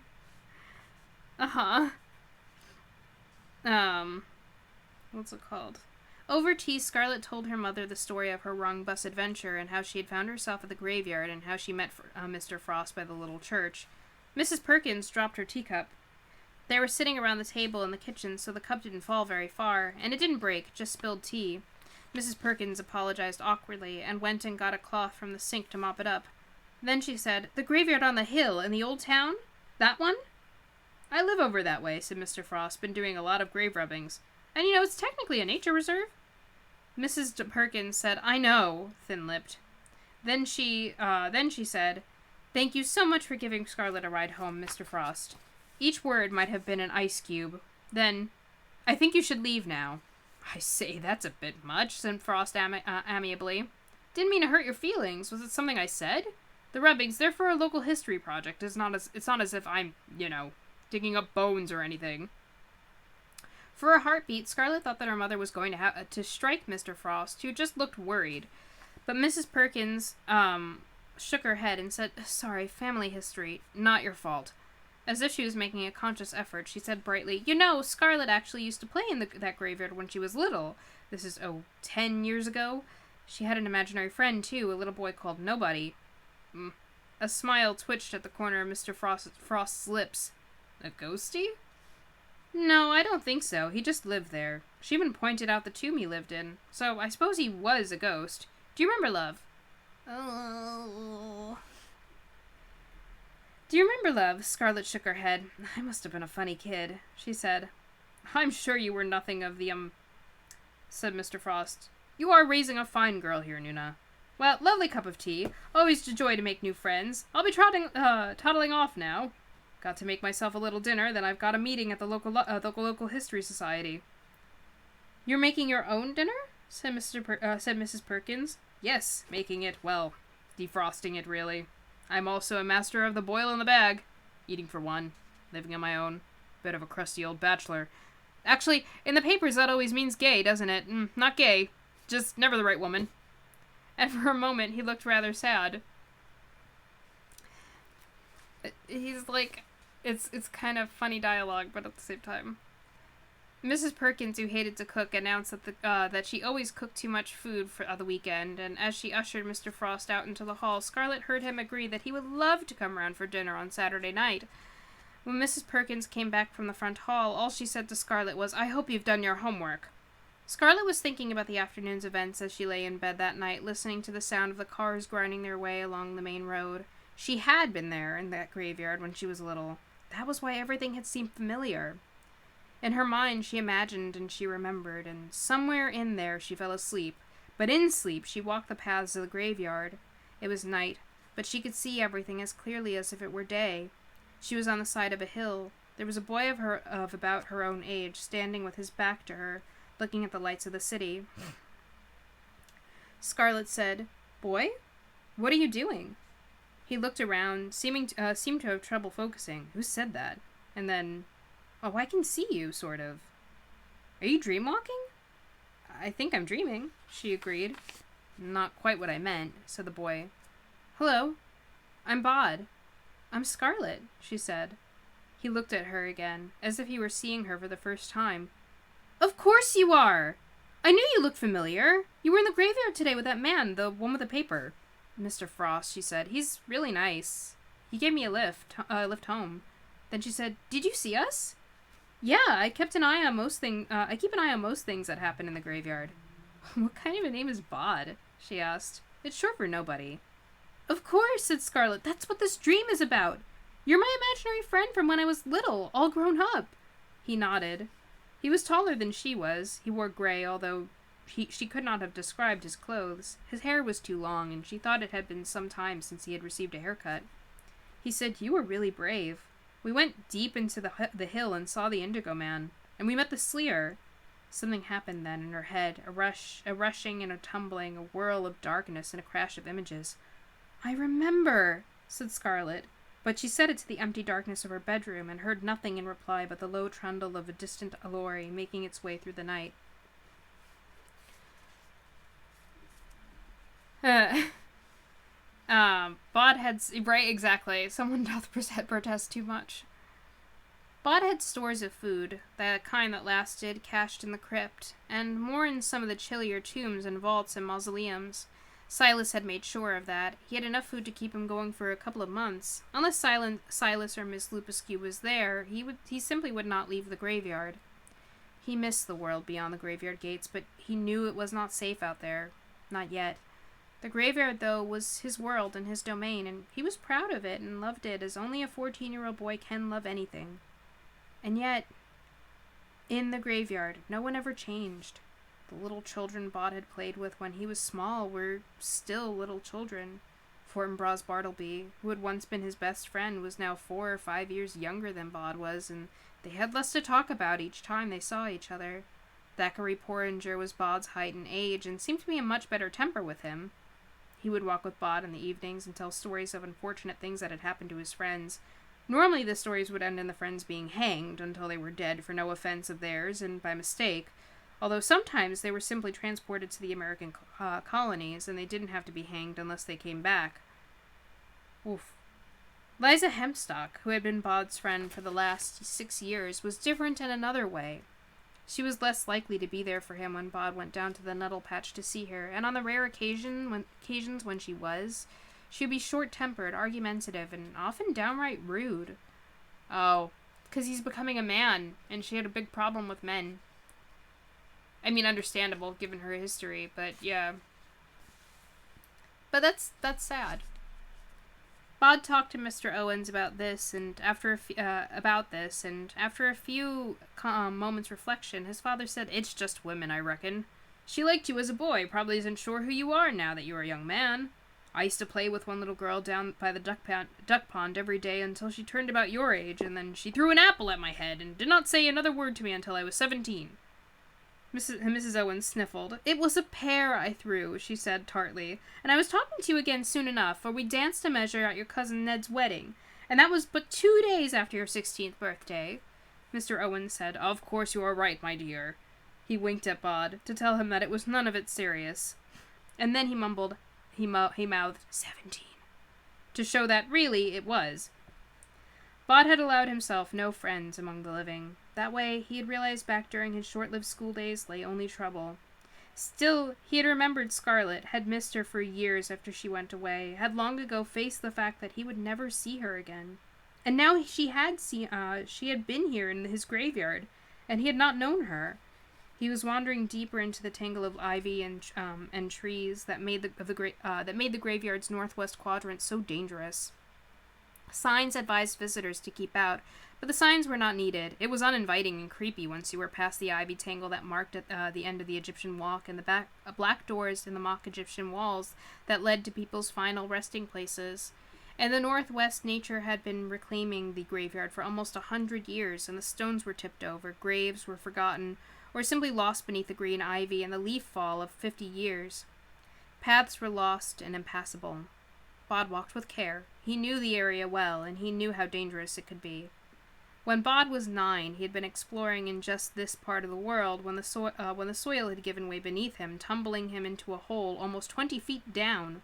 The graveyard had been dug deep to accommodate many coffins, but there was no headstone and only one coffin down at the bottom containing a rather excitable medical gentleman named Carstairs, who seemed thrilled by Bod's arrival and insisted on examining Bod's wrist, which Bod had twisted in the tumble grabbing onto a root before he could be persuaded to go and fetch help. Bod was making his way through the northwest quadrant, a sledge of fallen leaves, a tangle of ivy, where the foxes made their homes, and fallen angels stared up blindly, because he had an urge to talk to the poet. Nehemiah Trott was the poet's name, and his gravestone beneath the greenery read, "Here lies the mortal remains of Nehemiah Trott, poet, 1741 to 1774. Swans sing before they die." Bod said, "Mr. Trott, might I ask you for advice?" Nehemiah Trott beamed wanly. "Of course, brave boy. The advice of poets is the cordiality of kings. How may I smear an unction on your... No, not unction. How may I give balm to your pain?" I see he's searching for his words, even in his speech. "I'm not actually in pain. Well, there's a girl I used to know, and I wasn't sure if I should find her and talk to her, or if I should just forget about it." Nehemiah Trott drew himself up to his full height, which was less than Bod's, raised both hands to his chest excitedly, and said, "Oh, you must go to her and implore her. You must call her your, terpsichore. You must call her your terpsichore, your echo, your, Clytemnestra,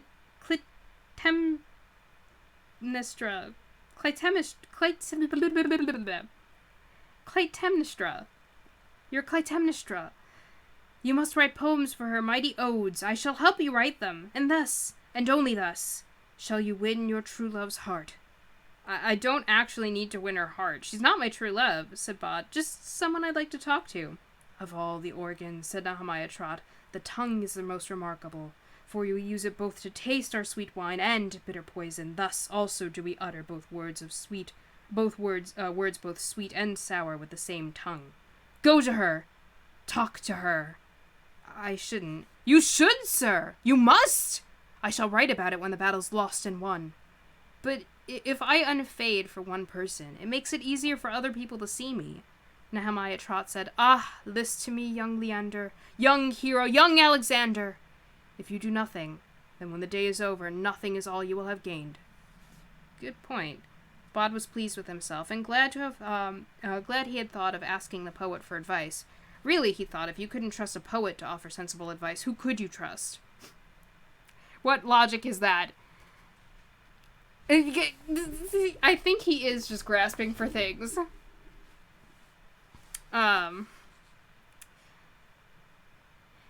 What's it called? Which reminded him. "Mr. Trott," said Bod, "tell me about revenge." "Dish best served cold," said Nehemiah Trott. "Do not take revenge in the heat of the moment. Instead, wait until the hour is propitious. There was a Grub Street hack named O'Leary, an Irishman, I should add, who had the nerve, the confounded cheek, to write of my first slim volume of poems, a nosegay of beauty assembled for gentlemen of quality, that it was inferior doggerel of no worth whatsoever, and that the paper it was written on would have been better used as... No, I cannot say. Let us simply agree that it was a most vulgar statement." "But you got your revenge on him?" asked Bod, curious. "On him and on his entire pestilent breed. Oh, I had my revenge, Master Owens, and it was a terrible one. I wrote and had published a letter, which I nailed to the doors of the public houses in London, where such low scribbling folk were wont to frequent, and I explained that, given the fragility of the genius poetical, I would henceforth write not for them, but only for myself and posterity, and that I should, as long as I lived, publish no more poems for them. Thus I left instructions that upon my death my poems were to be buried with me, unpublished, and that only when posterity realized my genius, realized the hundreds of my verses had been lost, only then was my coffin to be disinterred. Only then could my poems be removed from my cold dead hand, to finally be published to the approbation and delight of all. It's a terrible thing to be ahead of your time." And after you died, they dug you up and they printed your poems? Not yet, no. But there is still plenty of time. Posterity is vast. So, that was your revenge? Indeed, and a mightily powerful and cunning one at that. Yes, said Bod, unconvinced. Best served cold, said Nehemiah Trot proudly. He blogged about it. Bod left the northwest of the graveyard, returned through the Egyptian walk to the more orderly paths and untangled ways, and as the dusk fell, he wandered back towards the old chapel, not because he hoped Silas had returned from his travels, but because he had spent his life visiting the chapel at dusk, and it felt good to have a rhythm, and anyway he was hungry. Bod slipped through the crypt door, down into the crypt. He moved a cardboard box filled with curled and damp parish papers and took out a carton of orange juice, an apple, a box of breadsticks, and a block of cheese, and he ate while pondering how and whether he would seek out Scarlet. He would dreamwalk, perhaps, since that was how she had come to him. He headed outside, was on his way to sit on the gray wooden bench, when he saw something and he hesitated. There was someone already there, sitting on his bench. She was reading a magazine. Bod faded even more, became a part of the graveyard, no more important than a shadow or a twig. Bod looked up. Oh, but she looked up. She looked straight at him, and she said, Bod? Is that you? He said nothing. Then he said, Why can you see me? I almost couldn't. At first I thought you were a shadow or something. But you look like you did in my dream. You sort of came into focus. He walked over to the bench. He said, Can you actually read that? Isn't it too dark for you? Scarlet closed the magazine. She said, It's odd. You'd think it would be too dark, but I could read it fine, no problem. It's funny, it's like she's like sort of gaining some of the powers of the graveyard. Are you... He trailed off, uncertain of what he had wanted to ask her. Are you here on your own? She nodded. I helped Mr. Frost do some grave rubbings after school, and then I told him I wanted to sit and think here for a bit. When I'm done here, I promised to go and have a cup of tea with him, and he'll run me home. He didn't even ask why. Just said he loves sitting in graveyards, too, and that he thinks that they can be the most peaceful places in the world. Then she said, Can I hug you? Do you want to? Said Bod. Yes? Well then, he thought for a moment. I don't mind if you do. Yeah, I do wonder if she got some powers after their, like, childhood adventure. I wonder about that. Like, that whole thing with the Sleer. Or, like, maybe it's just now that this stuff is starting to, like... I don't know, it's weird, because it's sort of like she dreamwalked. Oh, yeah, wait, she did. She did dreamwalk into his dream. Because he wasn't intending to find her. It's really interesting. My hands won't go through you or anything? You're really there? You won't go through me, he told her, and she threw her arms around him and squeezed him so tightly he could hardly breathe. He said, That hurts. Scarlet let go. Sorry. No, it was nice. I mean, you just squeezed more than I was expecting. I just wanted to know if you were real. All these years I thought you were just something in my head. And then I sort of forgot about you. But I didn't make you up, and you're back, and you're in my head, and you're in the world, too. Bod smiled. He said, You used to wear a sort of coat. It was orange, and whenever I saw that particular color of orange, I'd think of you. I don't suppose you still have the coat. No, she said, not for a long time. It would be a wee bit too small for me now. Yes, said Bod, of course. I should go home, said Scarlet. I thought I could come up on the weekend, though. And then, seeing the expression on Bod's face, she said, Today's Wednesday. I like that. She turned to go. Then she said, How will I find you next time? Bod said, I'll find you.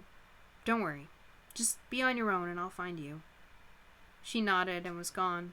Bod walked back into the graveyard and up the hill until he reached the Frobisher mausoleum. He did not enter it. He climbed up the side of the building, using the thick ivy root as a foothold, and he pulled himself up onto the stone roof, where he sat and thought, looking out at the world of moving things beyond the graveyard, and he remembered the way that Scarlet had held him, and how safe he had felt, if only for a moment, and how fine it would be to walk safely in the lands beyond the graveyard, and how good it was to be the master of his own small world. Scarlet said that she didn't want a cup of tea, thank you, or a chocolate biscuit. Mr. Frost was concerned. Honestly, he told her, you look like you've seen a ghost. Well, a graveyard, not a bad place to see one if you were going to. I had an aunt once who claimed her parrot was haunted. She was a scarlet macaw. The parrot. The aunt was an architect. Never knew the details. I'm fine, said Scarlet. It was just a long day. I'll give you a lift home, then. Any idea what this says? Been puzzling over it for half an hour. He indicated a grave rubbing on the little table, held flat by a jam jar in each corner. Is that name Gladstone, do you think? Could be a relative of the Prime Minister, but I can't make out anything else. Afraid not, said Scarlet, but I'll take another look when I come out on Saturday. Is your mother likely to put in an appearance? She said she'd drop me off here in the morning, then she has to go and get groceries for our dinner. She's cooking a roast chicken. Do you think, asked Mr. Frost hopefully, there are likely to be roast potatoes? I expect so, yes. Mr. Frost looked delighted. Then he said, I wouldn't want to put her out of her way, I mean. She's loving it, said Scarlet truthfully. Thank you for giving me a lift home. More than welcome, said Mr. Frost. They walked together down the steps in the Mr. Frost's high, narrow house to the little entrance hall at the bottom of the stairs. I'm just gonna check to see when this is a long chapter. Hold on. I'm just looking to see where it ends off. My goodness! How long is this chapter? One second. Hold up. Not that I'm not having fun, I just don't want to, like, hold you guys up. We're on Everyman Jack. My goodness! This chapter is almost 100 pages! And yeah, no living person has touched him since ever. And, like, Silas doesn't even hug, really. Yeah, this chapter goes on to page 295. It is currently 239. Let's say that we'll call it quits today. We are on page 238. Actually. I know! What happened? Why is this so long? I mean, like, I'm excited. I want to read more, but, like, Jesus. Jeez. There's, like, not much left to the book after that. Okay. A little, like, off, like, our normal, routine of finishing a chapter off. But I'm gonna call it quits today. Yeah, I don't know what happened. Why did he do this? There's been, like, several places I've noticed so far where he could have ended off the chapter. Like, I'm fine that he didn't. Again, I'm having fun reading it, but, like, there were several places where he could have ended it if he wanted to. Why did he do this? I don't understand. Anyway, look at how far we are, guys. Like, look how much we have left to go. That's impressive. I hope you guys enjoyed. I'm really excited to keep going. I would keep going if, like, I wasn't holding you guys up, and then also, like, my voice as well is probably gonna need some help. But I hope you guys enjoyed, because I definitely have. Let's talk about it a little bit before I have to go. What do you guys want to make note of? Yeah, I really like it.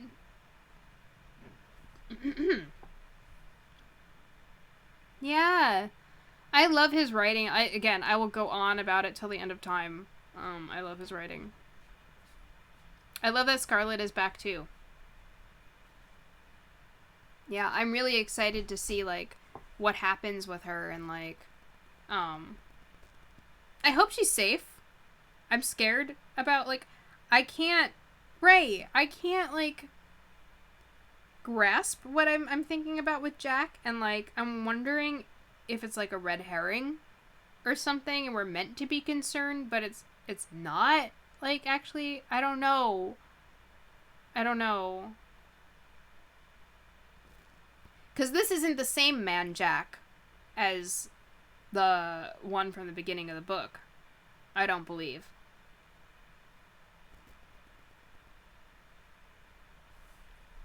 This is a different guy. Just has the same first name. No, I don't think it is. This is Jack. So that one was the man Jack, and he's Jack Frost. I'm wondering if like everybody, didn't you say, you joked about it, but I'm like, what if all of their names were Jack at the meeting at the beginning of the reading today, at the Convocation? What if they're all Jack? So, like, they're just a bunch of different Jacks. I don't know, he's, like, this guy is not described as the same way as the man Jack. Are they assassins? Or, like, are they business people that also happen to have, like, assassin counterparts? Why do they want Bod dead? And his whole family? Why? I don't know. There's, like, a lot going on. Yeah. I don't think this is the same man Jack as the man Jack. Yeah. But again, I'm so glad that Scarlet is back, and I'm so intrigued by the apparent, like, the fact that she apparently has some of the graveyard's freedoms. And, like, no one asked for her to get those freedoms. They just sort of are happening. And it's like, I wonder how this is, you know?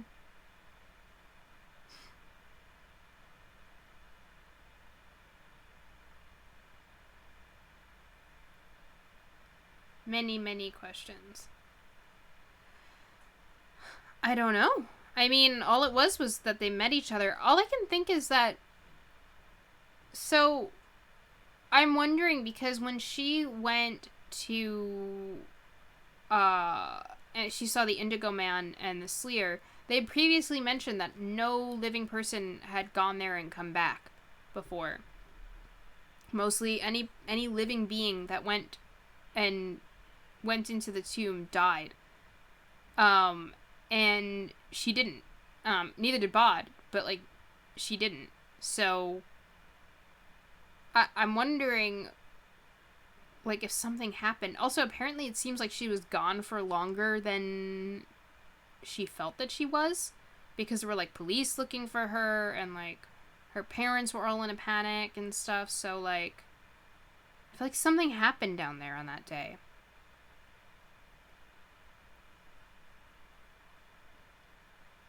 I don't think Jack is after her exactly. I think they just have a feeling that Bod is somewhere nearby. And so, like, it's by coincidence that things are happening right now, and she just happened to give them a huge lead. Yeah, so I'm wondering where all that's gonna go.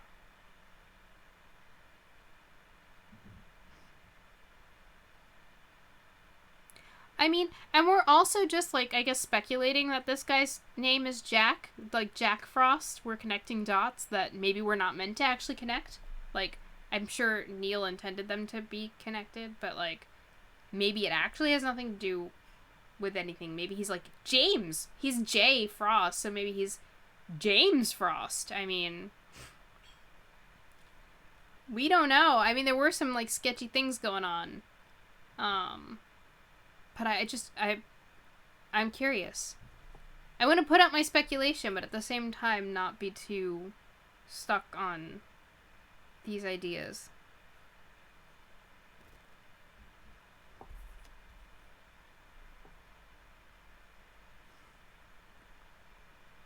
But I think that is all for today. Does anybody else have anything that they wanted to talk about, or are all your not curiosity satisfied, or Are you satisfied with everything you've said? Have you said your piece?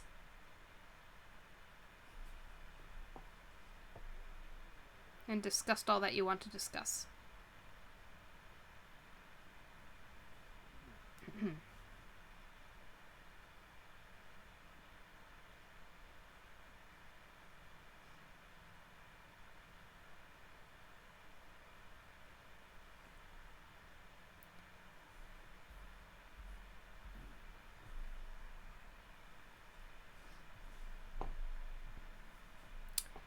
If everybody is done then we'll end off for today. So thank you guys for watching, and thank you for reading along with me. It's been a lot of fun. I'm really excited to jump back into it. I'm scared that we're gonna get like to the end of the book or something next time. I hope we don't. Just because I want to keep going with this. But I'll look more thoroughly on that, and if that is the case, I'll let you know of what will potentially be our next book after that, so you guys can start getting prepared for that. But hopefully that won't be what will be happening. Hopefully we have a little bit more time to go with the Graveyard Book, because I'm really enjoying it. I hope you guys enjoyed. Go ahead and check out previous episodes on YouTube. Same username as here.